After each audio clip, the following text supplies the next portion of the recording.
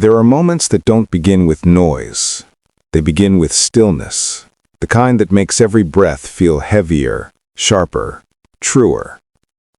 This table isn't yours and neither is your power. You need to leave, sir. 5 words, spoken softly enough to be polite, but strong enough to split the air in half. They didn't come from a protester or a CEO or a politician. They came from a waitress, a young black woman named Nyla Monroe, standing at table 6 in the Crossline Café of Savannah, Georgia. A century-old diner tucked inside the city's historic train station, Crossline Café had seen generations come and go.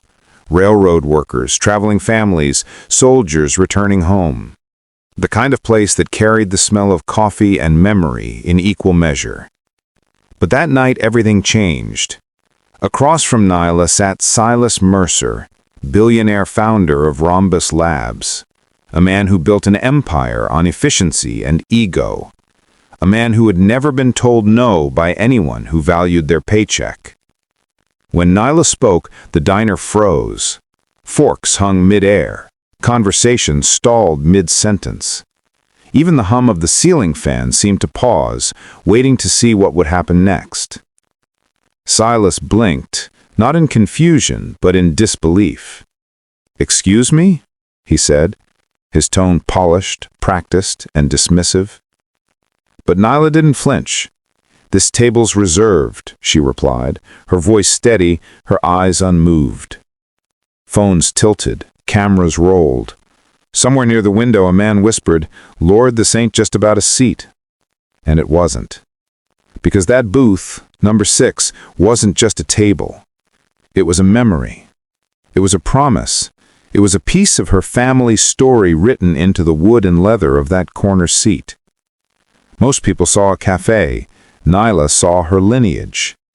And when Silas Mercer sat there, uninvited, he didn't just occupy a booth. He crossed a line drawn generations before he was even born. So when she told him to leave, it wasn't about policy. It was about principle. It was about every time someone mistook humility for weakness, service for servitude, grace for permission. That moment wasn't loud, but it was revolutionary. The quiet rebellion of a woman protecting what power couldn't buy.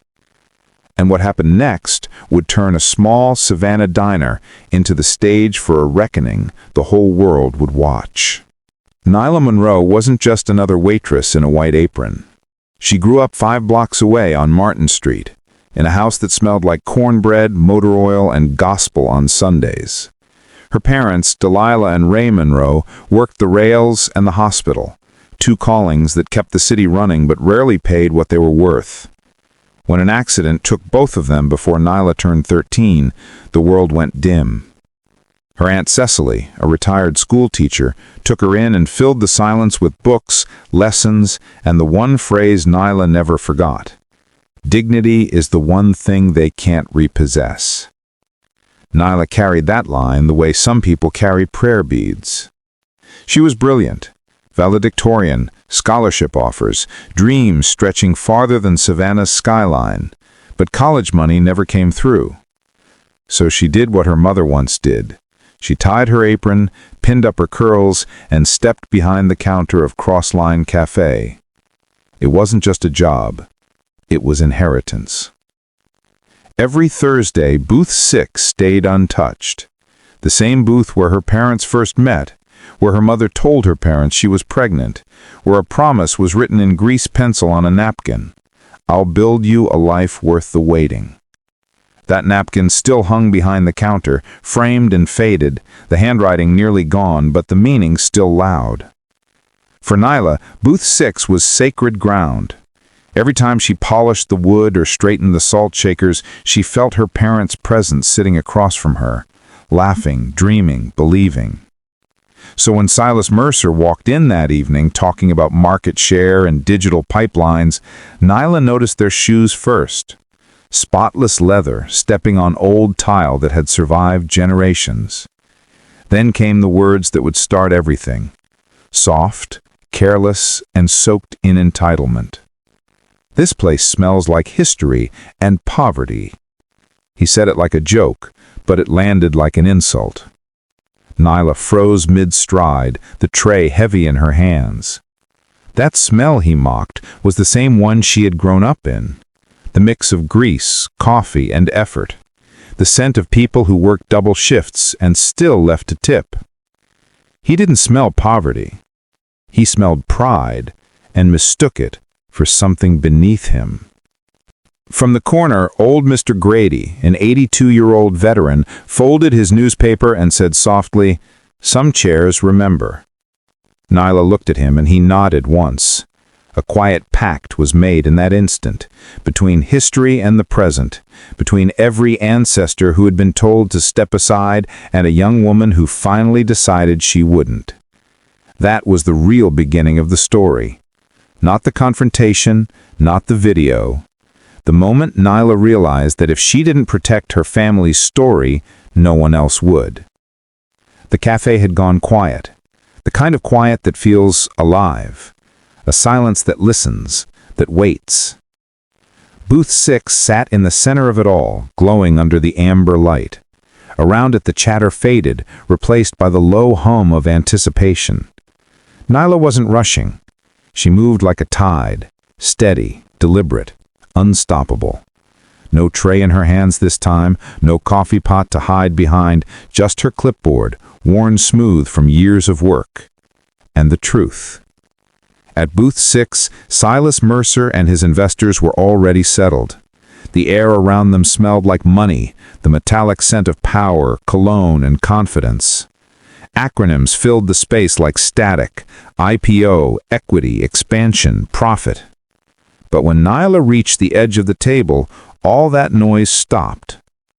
"Mr. Mercer," she said quietly, her tone calm, even respectful.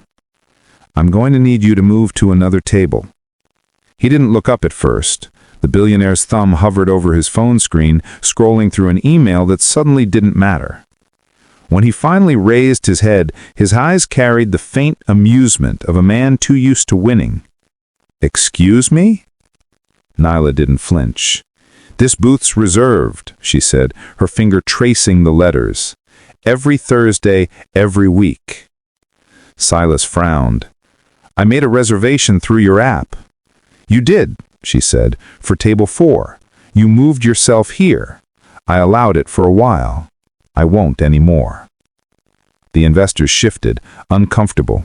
One cleared his throat, another looked at his watch, hoping time might swallow the tension, but time, like truth, refused to move. Silas leaned back, his voice clipped.